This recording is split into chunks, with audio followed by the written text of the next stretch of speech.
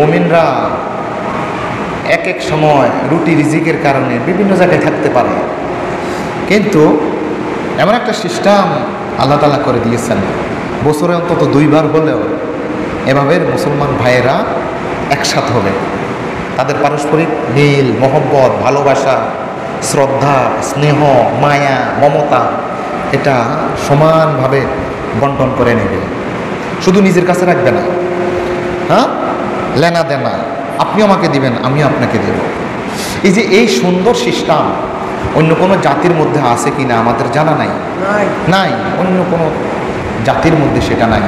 কিন্তু আমরা অত্যন্ত সৌভাগ্যশালী, আমরা অত্যন্ত সৌভাগ্যশালী যে আমাদের শরীয়ত আমাদেরকে এই বিষয়ে তাকিদ দিয়েছেন। আসলে আমরা যদি ইতিহাসের একেবারে গোড়ার দিকে তাকাই, মানব সৃষ্টির গোড়ার দিকে তাকাই, তখনও আল্লাহ তাআলা বলেছেন যে হে মানব, হে মানুষ, আমি তোমাদেরকে তোমরা সেই আল্লাহকে ভয় করো যে আল্লাহ একটি মাত্র নফস থেকে, একটি মাত্র আত্মা থেকে তোমাদেরকে সৃষ্টি করেছেন, এরপরে উনার থেকে উনার সঙ্গিনীকে সৃষ্টি করেছেন। এই দুজনের সম্মিলনে সারা কিয়ামত পর্যন্ত তোমরা এখন লক্ষ লক্ষ কোটি কোটি বনি আদম হচ্ছ। হ্যাঁ, এটার মূল কিন্তু এক মা এক বাবা, আদি পিতা আদি মাতা। আল্লাহ তাআলা সেই কথাটাই কোরআনুল কারীমের একটা জায়গার মধ্যে বলছেন, ইয়া আইয়ুহান নাসু তাকু রাব্বাকুমুল্লাযী খালাকাকুম মিন নাফসিন ওয়াহিদাতিন ওয়া খালাকা মিনহা যাওজাহা ওয়া বাথা মিনহুমা রিজালান কাসীরান ওয়া নিসাআ। সে আল্লাহকে ভয় করো যে আল্লাহ তোমাদেরকে সৃষ্টি করেছেন এক আত্মা থেকে, সে আত্মা হচ্ছেন হযরত আদম আলাইহিস সালাম। ওয়া খালাকা মিনহা যাওজাহা, এরপর তিনি তার সঙ্গিনীকে সৃষ্টি করলেন।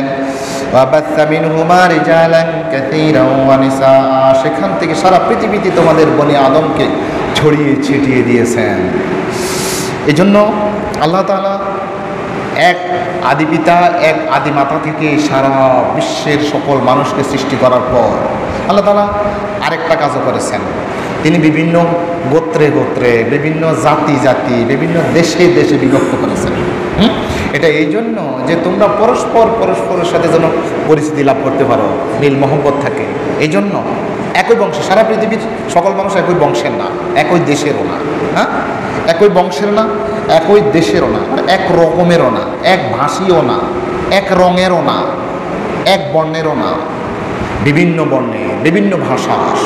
আল্লাহ তাআলা এই যে, আপনি আশ্চর্য হবেন যে আমার মতোই তো মানুষ, আমেরিকার, উনি কি কথা বলছেন আপনি বুঝেন না, হ্যাঁ, ওই বার্মিজরা কি কথা বলতেছে, তারা আপনি বলতেছেন পুডুং পাটুং করে কি কথা বলতেছে, কিন্তু তারা তাদের কথা বুঝতেছে, আপনি বুঝতেছেন না, কি ব্যাপার?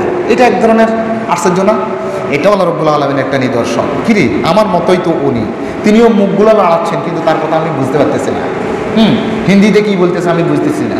ওই যে মালয়েশিয়া, মালয় ভাষা কি কথা বলতেছে বুঝি না। ওই যে ইন্দোনেশিয়া, রাশিয়া, আফ্রিকা, সৌদি আরব আরবিতে কি পুটুং পাটুং করে কথা বলতেছে আমি বুঝি না, আবার আমার কথাটাও তারা বুঝতেছে না। কি একটা আশ্চর্য না? আল্লাহ তাআলা বলছেন, না শোনো, তোমাদেরকে এই যে বিভিন্ন জাতি, বিভিন্ন গোত্র, বিভিন্ন রং, বিভিন্ন জাতিতে যে আমি বিভক্ত করেছি, এটাও আমার অবদান, এটাও আমার রহমত। ইয়া আইয়ুহান নাসু ইন্না খালাকনাকুম মিন যাকারিন ওয়া উনসা ওয়া জাআলনাকুম শুউবান ওয়া ক্বাবাইলা লিতাআরাফু ইন্না আকরামাকুম ইনদাল্লাহি আতকাকুম ইন্নাল্লাহা আলিমুন খাবীর। হে মানব মণ্ডলী, আমি তোমাদেরকে একজন পুরুষ থেকে এবং একজন নারী থেকে সৃষ্টি করেছি। ওয়াজআলনাকুম শুউবান ওয়া ক্বাবাইলা, তোমাদেরকে সেখান থেকে বিভিন্ন জাতিতে, বিভিন্ন গোত্রে গোত্রে সৃষ্টি করেছি। লিতাআরাফু, যেন তোমরা পরস্পরকে পরিচিতি লাভ করতে পারো। ইন্না আকরামাকুম ইনদাল্লাহি আতকাকুম, তবে বিভিন্ন জাতি, বিভিন্ন গোত্রে ভাগ করেছি, এটা ঠিক, তবে তোমাদের মধ্যে থেকে সবচেয়ে আমার নিকট সেই সম্মানিত যে আমাকে বেশি ভয় করে চলে। ইন্না আকরামাকুম ইনদাল্লাহি আতকাকুম, নিশ্চয়ই তোমাদের মধ্যে সেই সবচেয়ে সম্ভ্রান্ত, সেই সবচেয়ে সুশীল, সেই সবচেয়ে সভ্য যে আমাকে বেশি ভয় করে চলে। এরপরে আল্লাহ রাসূল আলাইহিস সালাতু ওয়াস সালাম বলেছেন যে প্রত্যেকটা মানুষেই যে আল্লাহ তাআলা যেই ধর্মের উপর যে স্বভাবজাত ধর্ম আল্লাহ তাআলা পাঠিয়েছেন, সে স্বভাবজাত ধর্মের উপরেই মানে ইসলাম গ্রহণের সেই যোগ্যতা নিয়ে সৃষ্টি হয়। এরপরে বিভিন্ন জাতিতে বিভিন্ন ধর্মে বিভক্ত করে তাদের পিতারা, তাদের মাতারা, তাদের পরিবেশ। আল্লাহ রাসূল আলাইহিস সালাতু ওয়াস সালাম বলছেন, মা মিন মাউলুদিন ইউলাদু ইল্লা আলাল ফিতরা, মা মিন মাউলুদিন ইল্লা ইউলাদু আলাল ফিতরা ফাআবাওয়াহু ইউহাফিদানিহি আও ইউনাসিরানিহি আও ইউমাজ্জিসানি। আল্লাহ রাসূল বলছেন, মা মিন মাউলুদিন ইল্লা ইউলাদু আলাল ফিতরা, যেই কোনো সন্তান জন্মগ্রহণ করবে ফিতরাতের উপর। ফিতরাত বলতে স্বভাব ধর্ম, মানে আল্লাহকে চিনার, রাসূলকে চিনার, পরকালকে চিনার এই জাতীয় একটা যোগ্যতা নিয়ে সে সৃষ্টি হয়, জন্মগ্রহণ করে। আবাওয়াহু ইউহাফিদানিহি, তার পিতামাতা তাকে ইহুদি বানায়, তার পিতামাতা তাকে নাসারা বানায়, তার পিতামাতা তাকে মাজুসি অগ্নি উপাসক বানায়। এরপরে আল্লাহ রাসূল আলাইহিস সালাতু ওয়াস সালাম আরও কিছু কথা বলার পর কোরআনের একটা আয়াত বললেন, ফিতরাতাল্লাহিল্লাতী ফাতারান নাস আলাইহা লা তাবদীলা লিখালকিল্লাহ, এটাই হচ্ছে আল্লাহর ফিতরত। ওই ফিতরতকে কেউ পরিবর্তন করতে পারে না।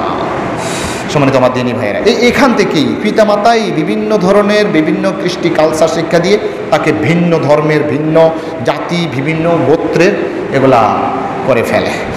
হযরত আলী রাদিয়াল্লাহু তাআলা আনহু বলছেন যে মানুষ সবাই সমান, দেখতে, শুনতে, রক্তে, শরীরে, কথাবার্তায় সবাই সমান, পৃথিবীর সবাই একই সমান। আন্নাসু মিন জিহাতিত তিমসালি আকফাউ আবুহুম আদামু ওয়াল উম্মু হাওয়াউ। আন্নাসু মিন জিহাতিত তিমসালি আকফাউ, মানুষ যদি উদাহরণ দিতে যান তাহলে সবাই সমান, সবাই সমান।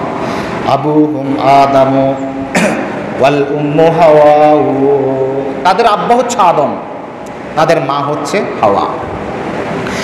ফাইন ইয়াকুল লাহুম মিন আসলিহিম শারাফুন ইউফাখিরুনা বিহি ফাত্তিন ওয়াল মাউ, সে কিসের দ্বারা তো নিজেকে সম্ভ্রান্ত মনে করে, নিজেকে সে কুলীন মনে করে, অন্যের চাইতে ভদ্র, অন্যের চাইতে শ্রেষ্ঠ সে মনে করে। কিসের কারণে? তার দেহটাকে কাটুক, দেখবেন যে লাল রক্ত বাইর হবে, আর আরেকজনে যাকে সে নিম্ন বংশের মনে করছে তার দেহটাও কাটুক, সেটাও লাল রক্ত বাইর হবে। সেও মাটি দিয়ে তৈরি, এও মাটি দিয়ে তৈরি, কিন্তু ইউফাখিরুনা বিহি ফাত্তিন ওয়াল মাউ, সে রক্ত এবং মাটির সৃষ্টি, কিন্তু সে নিজেকে অনেক বড় শ্রেষ্ঠত্বের দাবিদার। আসলে ঠিক না। আল্লাহ রাসূল আলাইহিস সালাতু ওয়াস সালাম বলছেন, আন্নাসু বানু আদম, মানুষ হচ্ছে বনি আদম, আদমের সন্তান। ও আদামু মিন তুরাব, ও আদামু মিন তুরাব, আর আদম হচ্ছে মাটি থেকে, আদম মাটি থেকে এসেছে। এজন্য ইসলামী শরীয়তের মধ্যে মাটি এবং পানি দিয়ে যে মানুষ তৈরি, যে আল্লাহ রাব্বুল আলামিন এক মা এক বাবা থেকে সৃষ্টি করেছেন, ইসলামী শরীয়তের মধ্যে কোনো পার্থক্য নাই। একজন উঁচু, একজন নিচু, একজন নিচু, একজন উঁচু, একজন সম্ভ্রান্ত, আরেকজন অসম্ভ্রান্ত, না না না, কোনো ইয়ে নাই। আরবের উপর আজমের, আজমের উপর আরবের কোনো শ্রেষ্ঠত্ব নাই। হ্যাঁ, শ্রেষ্ঠত্ব যদি হয়ে থাকে, কে কত বেশি আল্লাহ রাব্বুল আলামিনকে ভয় করে চলেছে, এটার মধ্যে আপনি শ্রেষ্ঠত্ব দাবি করতে পারেন। আল্লাহ রাসূল আলাইহিস সালাতু ওয়াস সালাম বলছেন, ইয়া আইয়ুহান নাস, হে মানব মণ্ডলী, আলা ইন্না রাব্বাকুম ওয়াহিদ, তোমাদের রব হচ্ছে একজন। লা ফাদলা লি আরাবিয়্যিন আলা আজামিয়্যিন, কোনো আরবীর এটা শ্রেষ্ঠত্ব নেই যে আমি আরব দেশে জন্মগ্রহণ করেছি, তুমি আরব দেশে জন্মগ্রহণ করো নাই, তোমার চাইতে আমি শ্রেষ্ঠ। ওয়ালা লি আজামিয়্যিন আলা আরাবিয়্যিন, কোনো অনারবের এই কথা বলার কোনো রাইটনেস নাই, কোনো বৈধতা নেই, তার সেই পাওয়ার নেই, সে বলবে যে আমি আরবের চাইতে শ্রেষ্ঠ। ওয়ালা আসওয়াদা লি আহমারা, কোনো শ্বেতাঙ্গের উপর কোনো কৃষ্ণাঙ্গ এটা বলতে পারবে না যে কৃষ্ণাঙ্গরা শ্রেষ্ঠ, আবার শ্বেতাঙ্গরাও বলবে যে আমি শ্রেষ্ঠ, এটা বলার কোনো অধিকার নাই। ইল্লা বিত্তাকওয়া, হ্যাঁ, পার্থক্য হচ্ছে এই, আমার নিকট বেশি আমি আল্লাহকে ভয় করি। আর এটাও আপনি বলার মতো নয় যে আমি আল্লাহকে বেশি ভয় করি, তুমি আল্লাহকে কম ভয় করো, তোমার দাম হ্যাঁ, তোমার দামের চাইতে আমার দাম আল্লাহর কাছে বেশি, এটা আপনি বলার কোনো সুযোগ নেই। সারা পৃথিবীর মধ্যে মানুষ, এই যে আমি যেটা বলতে চেয়েছিলাম যে ইসলামী ভ্রাতৃত্ব, ভাই ভাই, এই ভাই ভাই হওয়ার জন্য ইসলামী শরীয়ত কত ধরনের চেষ্টা করেছে, যেন ভাই থেকে ভাই যেন বিচ্ছিন্ন হয়ে না যায়। সারা পৃথিবীর যদি আপনি ইতিহাস তালাশ করেন তাহলে আপনি 3 প্রকারের ভ্রাতৃত্ব আপনি পাবেন। মায়ের পেট থেকে জন্মগ্রহণ করেছেন এই জন্য ভাই, জন্মগত ভ্রাতৃত্ব। আরেকটা হচ্ছে জাতিগত ভ্রাতৃত্ব, আপনি বাংলাদেশে জন্মগ্রহণ করেছেন, আমিও বাংলাদেশে জন্মগ্রহণ করেছি, ব্যাস এটা হচ্ছে আরেক ভ্রাতৃত্ব। আপনি বাংলায় কথা বলেন, আমিও বাংলায় কথা বলি, আপনি ইংরেজিতে, আমিও ইংরেজিতে, ব্যাস এটা হচ্ছে জাতিগত ভ্রাতৃত্ব। আরেকটা হচ্ছে ইসলামী ভ্রাতৃত্ব। মোট 3 ধরনের ভ্রাতৃত্ব আছে। কয় ধরনের ভ্রাতৃত্ব? 3 ধরনের ভ্রাতৃত্ব আছে। ইসলাম ওই 2 ধরনের ভ্রাতৃত্বের চাইতে তৃতীয় যে ভ্রাতৃত্ব, ইসলামী ভ্রাতৃত্ব, এটাকেই একমাত্র গ্রহণ করে। এমনকি ভাইয়ের মায়ের পেটের ভাইও অনেক সময় ভাই বলে গণ্য হয় না। তিনি যদি আল্লাহর অস্বীকার করেন, আল্লাহকে যদি অস্বীকার করেন, মায়ের পেটের ভাইও কিন্তু মায়ের পেটের ভাই নয়, তিনি আমার ভাই নয়। কিন্তু একজন আমার মায়ের পেট থেকে জন্মগ্রহণ করেনি, তিনি আছেন মালয়েশিয়া, কিন্তু তিনি ইমানদার। আর আমি হচ্ছি বাংলাদেশের একেবারে অজপাড়া গায়ের মধ্যে আমি জন্মগ্রহণ করেছি, আমিও মুসলিম, তিনিও মুসলিম, আমি আর উনি ভাই। আবার আমার মায়ের পেটে জন্মগ্রহণ করার পরেও যদিও জন্মগত ভাই, কিন্তু ইসলামী শরীয়ত বলে ইনি যদি ইসলামের বিরোধিতা করেন তিনি আপনার ভাই নয়। এমন একটা সময় ছিল যে ভারতীয়রা মনে করত যে, যেমন ধরেন ইসলামী শরীয়ত যেভাবে মানব ভ্রাতৃত্বকে একসাথ করতে চায়, কিন্তু ভারতীয়রা, প্রাচীন ভারতীয়রা মনে করত যে তারাই হচ্ছে একমাত্র সারা দুনিয়া সবাইকে ম্লেচ্ছ, এরা হচ্ছে অস্পৃশ্য, এরা হচ্ছে জবন, এদেরকে স্পর্শ করলে তাদের গোসল ফরজ হয়ে যায় নাকি, এরা ম্লেচ্ছ, জবন, অস্পৃশ্য, এটা বলে মুসলমানদেরকে উদ্দেশ্য করতো। তাহলে দেখেন ভারতীয়রা নিজেদেরকে শ্রেষ্ঠতা মনে করতো, আর যারা মুসলমান আরব দেশ থেকে এসে ইসলামের প্রচার করেছেন এদেরকে বলতো জবন, মানে একটা গালি আর কি, জবন, অস্পৃশ্য, এদেরকে স্পর্শ করা যায় না, অস্পৃশ্য। আর এটা হচ্ছে ম্লেচ্ছ, মানে একবারে নিম্ন স্তরের। কিন্তু ইসলাম কি এভাবে করে? অথচ খুব সুন্দর কথা হচ্ছে এই, অথচ তারা নিজেরাই নিজেদের যেই ভারতীয়রা, এই হিন্দুত্ববাদীরা, এরা নিজেদেরকে মোট 4টা ক্যাটাগরিতে ভাগ করে। তারা হিন্দুরা, একটা হচ্ছে ব্রাহ্মণ, আরেকটা হচ্ছে ক্ষত্রিয়, আরেকটা হচ্ছে শূদ্র, আরেকটা হচ্ছে বৈষ্ণব। মোট 4টা ধরনের তারা কি করে রাখে তাদের হিন্দুদের জাতিকে। কিন্তু আমাদের মুসলমানদের এই জাতীয় কোনো ভাগ নেই। যারা ব্রাহ্মণ তারা বলে যে আমরা আল্লাহর একেবারে সরাসরি আমাদেরকে সৃষ্টি করেছেন। আর যারা একেবারে শুভ্র, এরা তাদের ধর্মীয় গ্রন্থকেও স্পর্শ করতে পারবে না, এই জাতীয় তারা মনে করে। তাহলে তাদের ভ্রাতৃত্বটা তাদের ধর্মের মধ্যে নাই। কিন্তু আমাদের ইসলাম ধর্মের মধ্যে কোথায় আমির, কোথায় ফকির, সব আমরা এক জমাতে দাঁড়িয়ে আমরা নামাজ পড়ি, ঠিক না? এরপর আপনি রোমানরা নিজেদেরকে প্রভু, অন্যদেরকে তাদের দাস মনে করে। ইহুদিরা নিজেদেরকে একমাত্র আল্লাহ সন্তান মনে করে, অন্যরা সবাই হচ্ছে শ্রেষ্ঠ নয়, তারাই হচ্ছে শ্রেষ্ঠ, তারা প্রভুর সন্তান। নাউজুবিল্লাহ মিন যালিক। বনি ইসরাইল এক জাতি ছিল, তারা নিজেদেরকে আল্লাহ সন্তান মনে করত। ইহুদিরা আল্লাহর পুত্র মনে করত। নিজেরাই শুধুমাত্র ভদ্র, নিজেরাই শুধু নেককার, আর দুনিয়া সবাই পাপী, এটা মনে করত। চীনের প্রাচীর নাম ছিল স্বর্গরাজ্য। চীনের প্রাচীন নাম ছিল স্বর্গরাজ্য। মানে স্বর্গরাজ্য মানে চীনের যারা অধিবাসী এরাই হচ্ছে একমাত্র স্বর্গের মতো, আর সারা পৃথিবীর মধ্যে যারা আছে সবাই নরকের রাজ্য বসবাস করে। মানে অন্যদেরকে তারা নিকৃষ্ট মনে করত। এখনও যারা ইউরোপে আছে, ইউরোপ, আমেরিকা, তাদের মধ্যে শ্বেতাঙ্গ এবং কৃষ্ণাঙ্গ, তাদের মধ্যে অনেক ফাটল রয়েছে। শ্বেতাঙ্গরা যে কাজ, যে অধিকার, যে সভ্যতা তারা অর্জন করতে পারে, কৃষ্ণাঙ্গরা এটা ধারো কাছেও যেতে পারবে না। এরা ওদের আইন করে রাখা হয়েছে আমেরিকার মধ্যেও, কৃষ্ণাঙ্গ, শ্বেতাঙ্গ। কিন্তু সকল বৈষম্যকে পদদলিত করে আল্লাহ রাসূল আলাইহিস সালাতু ওয়াস সালাম ঘোষণা করছেন, ইন্না দিমাআকুম ওয়া আমওয়ালাকুম হারামুন আলাইকুম কাহুরমাতি ইয়াউমিকুম হাযা ফি শাহরিকুম হাযা ফি বালাদিকুম হাযা। তোমাদের যত শ্রেষ্ঠত্ব, যত পরিণত, সব কিছু আমার পায়ের নিচে আজকে পৃষ্ঠ করে দিলাম। সেই বিদায়ী হজের মধ্যে আল্লাহ রাসূল এই কথাটা বলে দিন, শোনো, তোমাদের একজনের রক্ত আরেকজনের জন্য, একজনের সম্পদ আরেকজনের সম্পদ সম্মানজনক। আজকের এই দিনটা, আরাফার এই দিনটা যেমন সারা পৃথিবীর নিকট আল্লাহ তাআলার নিকট, শরীয়তের নিকট যেভাবে পবিত্র, যেভাবে সম্মানিত, এভাবে একজন মানুষের রক্ত আরেকজন মানুষের জন্য এমন সম্মানীয়। আল্লাহ রাসূল আলাইহিস সালাম এই কথাটা বললেন। আল্লাহ রাসূল ঘোষণা করলেন, শোনো শোনো, লা ইয়ারহামুল্লাহু মান লা ইয়ারহামুন নাস, যে একজন মানুষের উপর রহম করে না, এই মানুষ মানে শুধু ইমানদার নয়। দেখেন ইসলামী শরীয়ত কি বলে, একজন মানুষের উপর আপনি রহম করবেন না, দয়া করবেন না, আল্লাহ তার উপর দয়া করবেন না। লা ইয়ারহামুল্লাহু মান লা ইয়ারহামুন নাস, আল্লাহ তাআলা তার উপর রহম করে না, দয়া করে না। আল্লাহ তাআলা ভালোবাসেন না যে মানুষকে ভালো না বাসবে, মানুষকে যে রহম না করবে, দয়া না করবে। ইসলামী শরীয়ত আমাদেরকে এই কথা বলে। আরেকটা হাদিসের মধ্যে তিনি এমনিভাবে আরেকটা হাদিস বলেন, ইরহামু মান ফিল আরদ ইয়ারহামুকুম মান ফিস সামা, তোমরা জমিনবাসীর প্রতি দয়া করো, আকাশবাসী তোমাদের প্রতি দয়া করবেন। জমিনবাসীর উপর তোমরা দয়া করো।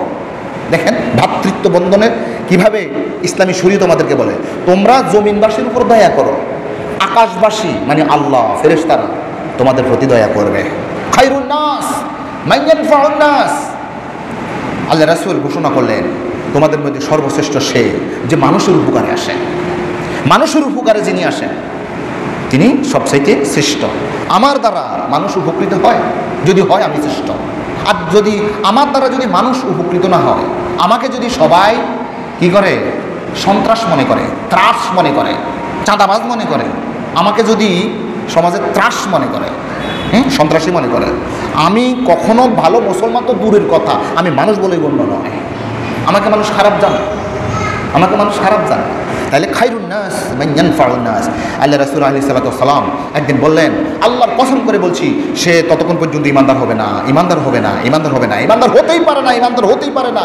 কয়বার বললেন? 3 বার কসম করে বললেন।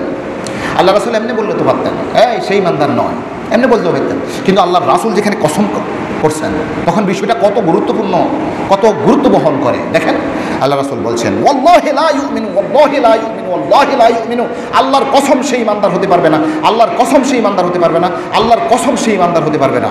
ইলা মান ইয়া রাসূলুল্লাহ, তখন একজন সাহাবী বললেন, ইয়া রাসূলুল্লাহ, বুঝলাম না কাকে বলতেছেন, আপনি কসম করে বলছেন, আপনি এমনি বললে তো পারতেন, কিন্তু আপনি কসম করে বলছেন, বুঝলাম না ইয়া রাসূলুল্লাহ, আপনি কাকে উদ্দেশ্য করেছেন? আল্লাহ রাসূল বলছেন, ক্বালা আল্লাযী লা ইউমানু জারাহু বাওয়াইকাহু, ওই ব্যক্তি যার অনিষ্টতা থেকে তার প্রতিবেশী নিরাপদ নয়, সে আল্লাহর কসম করে বলছে সে ইমানদার নয়। হিসাব করেন এবারে, আমরা তো সবাই আল্লাহর রহমতে ইমানদার, ইমানদার না, আমরা সবাই মুসলিম। কেউ আমাদেরকে একটু কাফের বলুক না, তার বিরুদ্ধে আমরা সর্বশক্তি প্রয়োগ করবো। কি বেটা, আমাকে কাফের বলেছো, তো আমাকে মুনাফিক বলেছো, আমাকে মুশরিক বলেছো, আমরা তখন গরম হয়ে যাব। কিন্তু একটু চিন্তা করেন, আমার দ্বারা আমার প্রতিবেশী, আমার দ্বারা আমার কর্মী, আমার দ্বারা আমার যেই কর্মী বাহিনী আছে, প্রজা বাহিনী আছে, তারা কি নিরাপদ কিনা? যদি নিরাপদ হয় আমি ইমানদার, যদি নিরাপদ না হয় এটা আমার কথা নয়। আল্লাহ রাসূল আলাইহিস সালাতু ওয়াস সালাম বলছেন, লা ইউমানু জারাহু বাওয়াইকাহু, তার অনিষ্টতা থেকে তার প্রতিবেশী নিরাপদ নয়। সে আল্লাহর কসম করে বলছি, সে মুখে বলবে ইমানদার, কিন্তু আল্লাহ তাআলার দফতরের মধ্যে সে ইমানদার নয়। মিলান এবার আমাদের সাথে মিলান। আল্লাহ রাসূল আলাইহিস সালাতু ওয়াস সালাম বলছেন যে উত্তম সঙ্গী ভাই, ভ্রাতৃত্ব সম্পর্কে আমি আলোচনা করছিলাম। উত্তম ভাই, উত্তম সঙ্গী হচ্ছে খায়রুল আসহাব ইনদাল্লাহি খায়রুহুম লিসাহিবিহি, আল্লাহর নিকট সবচাইতে উত্তম সঙ্গী হচ্ছে সে যে তার বন্ধুর কাছে উত্তম সঙ্গী। আমার বন্ধু আমাকে ভালো বলে কিনা, আল্লাহ তাআলা বলছেন, এই তুমি উত্তম সঙ্গী। খায়রুল আসহাব ইনদাল্লাহি খায়রুহুম লিসাহিবিহি ওয়া খায়রুল জিরানি ইনদাল্লাহি খায়রুহুম লিজারিহি, সবচেয়ে উত্তম প্রতিবেশী হচ্ছে সে যে তার প্রতিবেশীর নিকট ভালো। আমি আমার প্রতিবেশীর নিকট ভালো আছি কিনা, এই মানদণ্ডে আমি একটু মাফি দেখি, তাহলে আল্লাহর নিকট আমি উত্তম প্রতিবেশী। হিসাব করেন, আল্লাহ রাসূল আলাইহিস সালাতু ওয়াস সালাম একদিন ওযু করতেছিলেন, তো আল্লাহ রাসূলের সেই পানিগুলো গড়াইয়া পড়তেছে। সাহাবায়ে কেরাম রিদওয়ানুল্লাহি তাআলা আলাইহিম আজমাইন আল্লাহ রাসূলকে কেমন ভালোবাসতেন। আমাদের এই জাতীয় ভালোবাসা আমাদের আলেম ওলামাদের জন্য থাকা উচিত। আমি না, আপনাদের পছন্দের সে আলেমদের জন্য করা উচিত। আল্লাহ রাসূল যখন ওযু করতেছিলেন, যে পাত্র দিয়ে ওযু করতেছিলেন, পানিগুলো গড়াইয়ে পড়তেছেন, তখন সাহাবায়ে কেরাম সেই পানি নিয়ে নিজেদের শরীরের মধ্যে মাখছিলেন, এভাবে মুখমণ্ডলের মধ্যে, হাতের মধ্যে, পায়ের মধ্যে, এগুলো মাখতেছিলেন। আল্লাহ রাসূল বললেন, মা ইয়াহমিলুকুম আলাইহি, আমার সাহাবায়ে কেরাম তোমাদেরকে এই কাজ করতে কোন জিনিস উদ্বুদ্ধ করেছে? কি জন্য তোমরা এটা করতেছো? এই কাদাওয়ালা পানি, হ্যাঁ, এটা কেন করতেছো? তখন সাহাবায়ে কেরাম বলেন, ইয়া রাসূলুল্লাহ, হুব্বুল্লাহি ওয়া রাসূলিহি, আল্লাহর ভালোবাসা এবং তার রাসূলের ভালোবাসা আমাদেরকে এই কাজ করতে উদ্বুদ্ধ করেছে। আমরা এই কাজটা করতেছি আল্লাহর ভালোবাসা, রাসূলের ভালোবাসায়। তখন আল্লাহ রাসূল আলাইহিস সালাতু ওয়াস সালাম একটা হাদিস বললেন, মান সাররাহু আন ইউহিব্বাল্লাহা ওয়া রাসূলাহু আও ইউহিব্বুহুল্লাহু ওয়া রাসূলুহু ফালইউসদিক হাদিসাহু ইযা হাদ্দাসা ওয়ালিউদ্দি আমানাতাহু ইযা আতমিনা ওয়ালিউহসিন জাওয়ারা মান জাওয়ারা আও কামা ক্বালা রাসূলুল্লাহি সাল্লাল্লাহু আলাইহি ওয়াসাল্লাম। আল্লাহ রাসূল আলাইহিস সালাতু ওয়াস সালাম বলেন, মান সাররাহু আন ইউহিব্বাল্লাহা ওয়া রাসূলাহু, যে ব্যক্তির নিকট এটা পছন্দের হয়, এটা ভালোবাসে যে সে আল্লাহ এবং আল্লাহর রাসূলকে ভালোবাসবে, তার কাছে এটা খুব ভালো লাগে যে আমি আল্লাহ এবং আল্লাহর রাসূলকে ভালোবাসবো, অথবা সে চায় যে আল্লাহ এবং তার রাসূল তাকে ভালোবাসুক, এই দুইটার যে কোনো একটা চায়, তাহলে সে এই কাজগুলো করবে। তিনটা কাজ, ফাল ইউসদিক হাদিসাহু ইযা হাদ্দাসা, সে যখন কথা বলে সত্য কথা বলে, ওয়ালিউদ্দি ওয়াল ইযা হাদ্দাসা ওয়ালিউদ্দি আমানাতাহু ইযা আতুমিনা, তার নিকট যখন আমানত রাখা হয় সেই আমানতকে প্রাপকের নিকট সে ফিরিয়ে দেবে। ওয়ালিউহসিন জাওয়ারা মান জাওয়ারাহু, তার প্রতিবেশীর নিকট, তার প্রতিবেশীর সাথে যেন সে সুন্দর আচরণ করে। এই তিনটা কাজ যদি করে তাহলে সে আল্লাহ এবং আল্লাহ রাসূলকে ভালোবাসে, এটা দাবি করতে পারে। এই তিনটা কাজ আপনি যদি বলেন আমার নিকট এই তিনটা কাজ আছে, আমি যখন কথা বলি সত্য কথা বলি, তখন আপনি এটার আপনার সে পাওয়ার আছে, আপনি বলার তখন রাইট আছে যে হ্যাঁ আমি আল্লাহকে ভালোবাসি, আল্লাহ রাসূলকে ভালোবাসি। কিন্তু আমার কথার মধ্যে 100টা কথার মধ্যে যদি আমি 98% যদি মিথ্যা কথা বলি আর উপরে দিয়ে বলি যে আমি আল্লাহকে ভালোবাসি, রাসূলকে ভালোবাসি, আপনি মিথ্যুক, আপনি মিথ্যুক। আপনি এখন যাচাই করে নেন, আমি এখন যাচাই করে নেব যে আমি যখন কথা বলি সত্য কথা বলি কি না। যদি সত্য কথা বলি আমি এটা দাবি করতে পারি যে আল্লাহকে আমি ভালোবাসি, অথবা আল্লাহ আমাকে ভালোবাসেন, রাসূল আমাকে ভালোবাসেন। 2 নম্বর কি, ওয়ালিউদ্দি আমানাতাহু ইযা আতুমিনা, তার নিকট কথা হোক, সম্পদ হোক, যে কোনো ধরনের আমানত যদি রাখা হয়, সে প্রাপকের নিকট সে আমানতটা ফিরিয়ে দিবে। আমরা কি এই কাজটা করি কি না? যদি করি তাহলে আমরা এটা জোর গলায় বলতে পারবো যে আমি আল্লাহকে ভালোবাসি, রাসূলকে ভালোবাসি, অথবা আল্লাহ এবং রাসূল আমাকে ভালোবাসে। 3 নম্বর কি, ওয়াল ইউহসিন জাওয়ারা মান জাওয়ারাহু, তার প্রতিবেশীর সাথে, এ দেখেন ভ্রাতৃত্ব, ভাইয়ের সাথে কেমন দোয়া লাগানোর কথা আল্লাহ রাসূল বলছেন। ওয়াল ইউহসিন জাওয়ারা মান জাওয়ারাহু, সে তার প্রতিবেশীর সাথে ভালো আচরণ করে কিনা। যদি করেন আপনি বুক ফুলিয়ে বলতে পারবেন আমি আল্লাহকে ভালোবাসি, আল্লাহ রাসূলকে ভালোবাসি, বলতে পারেন। আর যদি এটা না পারেন তাহলে আপনার দাবি মিথ্যা, আমার দাবি মিথ্যা। আল্লাহ রাসূল আলাইহিস সালাতু ওয়াস সালাম বলেন যে ক্বালা আলাইহিস সালাতু ওয়াস সালাম, মা যালা জিবরিলু ইউসিনি বিল জার হাত্তা যানানতু আন্নাহু সাইওয়ারিসাহু, আমাকে জিবরাইল আলাইহিস সালাম যখনই এসেছেন তখনই বলছেন আপনার প্রতিবেশীর খবর নিয়েছেন, আপনার প্রতিবেশীর খোঁজ নিয়েছেন। আমি এতবার আল্লাহ রাসূল আমাকে শুধু ওসিয়ত করছেন আপনি কি আপনার প্রতিবেশীর খবর নিয়েছেন, আমি ধারণা করলাম যে আমার যে টুটাপাটা যে সম্পদ আছে এই সম্পদের কোনো মালিকানা করে দেয় কিনা, আমার ওয়ারিশ কোনো আমার এই প্রতিবেশীরা ওয়ারিশ হয়ে যায় কিনা, আমি এটাই মনে করেছিলাম। জানান্তু আন্নাহু সাইওয়ারিসাহু, আল্লাহ রাসূল বলে দিবেন যে তোমার সম্পদের মধ্যে যা আছে এটা সব কিছু তোমার প্রতিবেশীও পাবে, আমি এটা ধারণা করে বসেছিলাম। দেখেন প্রতিবেশীর সাথে আরেকজন, প্রতিবেশী বলতে কি আমার ভাই, আমার বন্ধু, এই বন্ধুত্ব রক্ষার জন্য, ভ্রাতৃত্ব বন্ধনে আবদ্ধ হওয়ার জন্য আল্লাহ রাসূল কেমন কথা বলছেন। আল্লাহ রাসূল বলেছেন যে একজন ভাই, মুসলমান ভাই, সে সারা পৃথিবীর যেখানেই থাকুক না কেন এক দেহের সমতুল্য, এক দেহের সমতুল্য। আল্লাহ রাসূল বলছেন মাসালুল মুমিনিনা ফি তাওয়াদ্দিহিম ওয়া তারাহুমহিম ওয়া তাআতুফিহিম মাসালুল জাসাদি, পরস্পর ভালোবাসা, শ্রদ্ধাবোধ, এই যে লেনদেন, এটা সারা পৃথিবীর সকল মানুষের, মুসলমানদের, ইমানদারদের উদাহরণ হচ্ছে মাসালুল জাসাদে, এক দেহের মতো। ইজাশতাকা মিনহু উদওয়ান তাদালাহু সাইরুল জাসাদি বিসসাহরি ওয়াল হুম্মা। আর রাসূল বলছেন যে এক দেহের মধ্যে আপনার যদি জ্বর হয় সারা শরীরের মধ্যে আপনাকে শান্তি দেয় না। হ্যাঁ, আপনি যদি কোথাও কোনো কাটাবি দেন সারা শরীরের মধ্যে এটার প্রভাব সৃষ্টি হয়। যে সারা পৃথিবীর মধ্যে ইমানদারদের অবস্থা হচ্ছে এই, তারা হচ্ছে একটা দেহের সমতুল্য, তারা হচ্ছে এক দেহের সমতুল্য। তারা যদি তাদের যে কোনো অঙ্গের মধ্যে, ধরুন ফিলিস্তিনের মধ্যে আমাদের মা বোনদেরকে, আমাদের কচিকাচা সোনামণিদেরকে যেভাবে ইহুদিরা তাদেরকে ধ্বংস করে দিচ্ছে, আপনার মনের মধ্যে যদি কোনো ব্যথা না লাগে, তাহলে আপনার শরীরের মধ্যে একটা কাঁটা বিঁধছে অথচ আপনি ব্যথা পান না, তাহলে আমরা ধরে নিব, ডাক্তার ধরে নেয় যে আপনার এই অঙ্গটা প্যারালাইজড হয়ে গিয়েছে। আমাদের ইমানের মধ্যে প্যারালাইজড হয়ে গিয়েছে। যদি আমরা মনে করি যে ওই বার্মার ওই আরাকানের মুসলমানরা কষ্ট পাচ্ছে, আমরা আনন্দের মধ্যে আছি, আমাদের মনের মধ্যে সামান্যতম একটু দোয়া করার সেই মানসিকতাও যদি না থাকে, একটু আহারে আহারে এই কথাটা বলার মতো যদি আমাদের সেই মানসিকতা না থাকে, তাহলে আমাদের ইমানের মধ্যে প্যারালাইজড হয়ে গিয়েছে।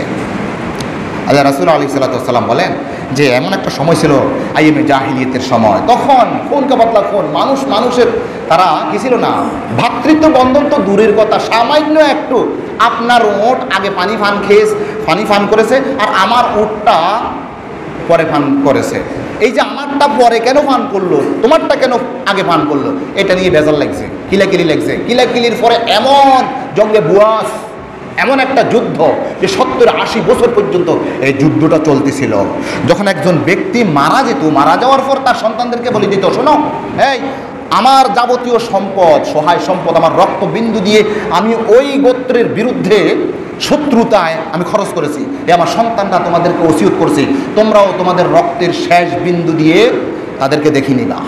এই জাতীয় ওসিয়ত করতো, এই জাতীয় তাদের ভ্রাতৃত্ব এমন হিংসায় পরিপূর্ণ ছিল, ভ্রাতৃত্ব তো হয়ই না, এই জাতীয় সমস্যার মধ্যে ছিল।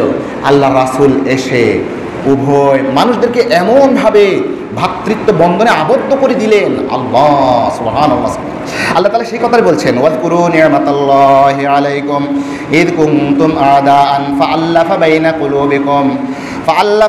কুলুবিকুম ফাআসবাহতুম বিনি'মাতিহি ইখওয়ানা ওয়া কুনতুম আলা শাফা হুফরাতিম মিনান নারি ফাআনকাযাকুম মিনহা। সূরা আলী ইমরান 103 নম্বর। আল্লাহ তাআলা আমাদেরকে খোঁটা দিয়ে বলছেন, ওয়াজকুরু নি'মাতাল্লাহি আলাইকুম, তোমরা সেই নিয়ামত, যেই নিয়ামত তোমাদেরকে আমি দিয়েছি, সেই নিয়ামতকে একটু স্মরণ করো। ইয কুনতুম আদাআন, যখন তোমরা ছিলে ভাই তো নয়, পরস্পর শত্রু। ইয কুনতুম আদাআন ফাআল্লাফা বাইনা কুলুবিকুম, আল্লাহ তাআলা তার রাসূলকে প্রেরণের মাধ্যমে তোমাদের সেই অন্তরকে জোড়া লাগিয়ে দিয়েছেন।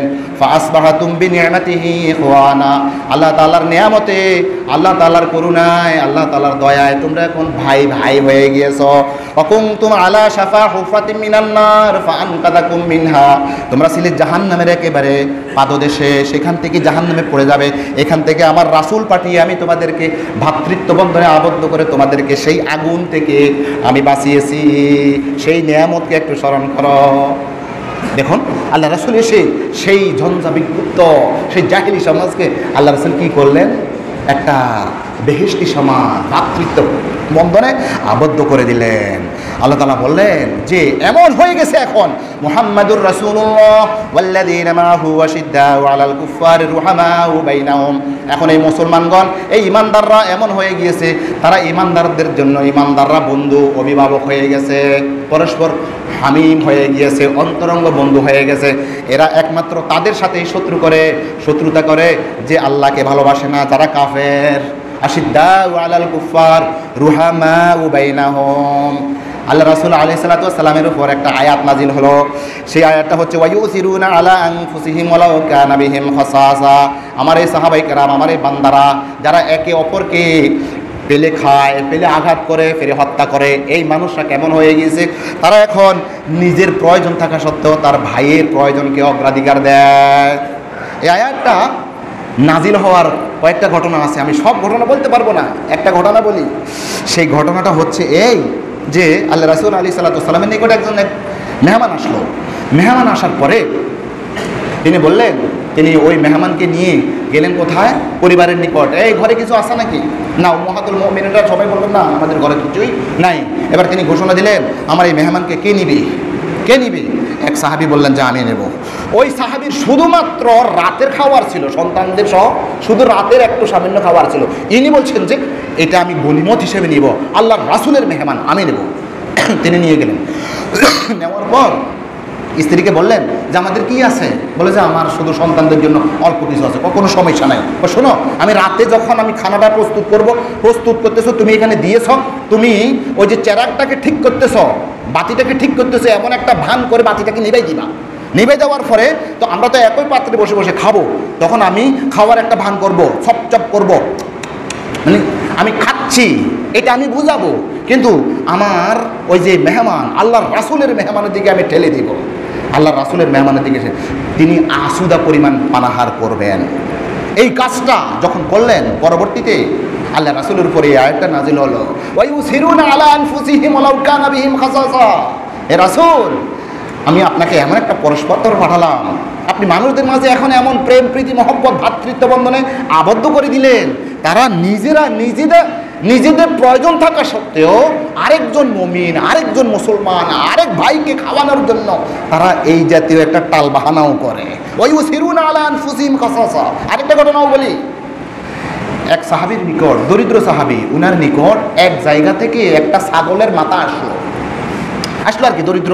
আমরা অনেক সময় পাঠাই না, ধরুন আপনি মনে করেছেন যে এই আবদুল্লাহ সাহেব একটু দরিদ্র, ওনার কাছে একটু ওই মাথাটা পাঠাই, উনি রান্না বাড়া করে খান। ইনি চিন্তা করলেন, এরে আমার তো কিছু হইলেও আছে, আমি আমার ওই ভাইকে পাঠাই। তো গোপনে নিয়ে ওই ভাইকে পাঠাই, ওই বাড়িতে নিয়ে পাঠাই আসলেন। ওই বাড়িতে গিয়া যখন পাঠালেন, উনি মনে করলেন আমার সাইতে তো আমার ওই প্রতিবেশী তো আরও মানে কষ্টের মধ্যে আছে।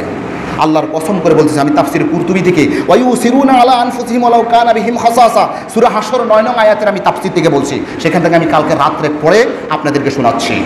এইভাবে এই লোকটা এই বাড়িতে পাঠালো, এই বাড়ি থেকে ওই বাড়িতে গেল, ওই বাড়ি থেকে ওই বাড়িতে গেল, ওই বাড়ি থেকে এভাবে মোট 7টা বাড়ি শেষ করে আবার যিনি প্রথমে পাঠিয়েছেন ওই বাড়িতে ঠিক মতো ওই মাথাটা চলে এসেছে। আল্লাহ রাসূলের নিকট তখন এই আয়াতটা নাযিল হলো, ওয়ায়ুসিরুনা আলা আনফুসিহিম ওয়ালাউ কানা বিহিম খাসাসা। তারা নিজেদের কষ্ট থাকা সত্ত্বেও, প্রয়োজন থাকা সত্ত্বেও তারা আরেকজনকে অগ্রাধিকার দেয়।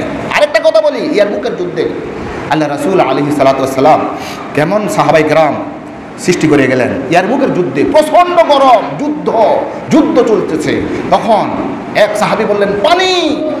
হযরত ইকরামা রাদিয়াল্লাহু তাআলা আনহু বলেন যে আমি দৌড়িয়ে গেলাম তার নিকট, পানি। যখন আমি তাকে পানি দিব, ওই মুহূর্তে আরেকজন চিৎকার করে বললেন পানি।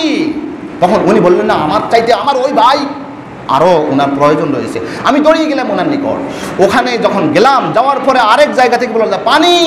প্রচণ্ড গরম, যুদ্ধের ময়দান, শায়িত অবস্থায় তারা মারা যাবে কিছুক্ষণ পরে। ওই মুহূর্তে আরেকজন বললেন পানি। তখন ইনি বললেন যে আমার চাইতে উনি অগ্রাধিকার পাওয়ার যোগ্য, তুমি ওখানে নাও। আমি সেখানে গেলাম, সেখানে যাওয়ার পরে দেখলাম যে তিনি মারা গিয়েছেন অভুক্ত অবস্থায়, তৃষ্ণা নিয়ে মারা গেলেন। আমি দৌড়িয়ে আসলাম ইনার কাছে, দেখলাম যে ইনিও শাহাদাত বরণ করেছেন। আমি দৌড়ে আসলাম ইনার কাছে, দেখলাম যে উনিও কি করলেন, শাহাদাত বরণ করলেন। আমি তাফসিরে কুরতুবী থেকে বলছি, সূরা হাশর 9 নং আয়াত, সেখানে এই আয়াতটা নাজিল করলেন, ওয়ায়ুসিরুনা আলা আনফুসিহিম ওয়ালাউ কানা বিহিম খাসাসা। নিজে জান যাচ্ছে, এই মুহূর্তেও আরেকজন ভাইকে তার যেই পাওনাটা আছে এটা অগ্রাধিকার ভিত্তিতে আরেকজনকে দিচ্ছে। সম্মানিত আমার দ্বীনি ভাইরা, এই হচ্ছে ইসলামী ভ্রাতৃত্ব। আর আমরা হচ্ছি কি, আমরা হচ্ছি হাজার মানুষ অভুক্ত থাকুক, আমার কীভাবে ভবিষ্যৎ প্রজন্মের পর প্রজন্ম যেন সুখে স্বাচ্ছন্দ্যে থাকতে পারে। এরা এখন এক মুঠ ভাত খাইতে পারছে না, আর আমি চিন্তা করছি আমার এই পুরো প্রজন্ম, যুগকে যুগ আমার সন্তান সন্ততি নাতি পুতি সবাই যেন খাইতে পারে, সবাই যেন ওই সুইস ব্যাংকে বিভিন্ন দেশের মধ্যে আমি টাকা পাচার করেছি, ঠিক না? এটা হচ্ছে আমাদের চরিত্র, কিন্তু এটা ইসলামী চরিত্র নয়। আরও কিছু তথ্য আমার এখানে ছিল, কিন্তু সময় বলছেন না, হুজুর আপনি নেমে যান। আমি আপনাদের খেদমতে যে আয়াতটি তেলাওয়াত করেছি, ইন্নামাল মুমিনুনা ইখওয়াতুন ফাসলিহু বাইনা আখাওয়াইকুম, নিশ্চয়ই মুমিনগণ হচ্ছে পরস্পর ভাই। ইন্নামাল মুমিনুনা ইখওয়াতুন ফাসলিহু বাইনা আখাওয়াইকুম। হ্যাঁ, তবে এই ভ্রাতৃত্ব বন্ধনে চলার পথে পথে কিছুটা মন কালাকালি, ঠোঁয়াঠুঁই তো হতে পারে।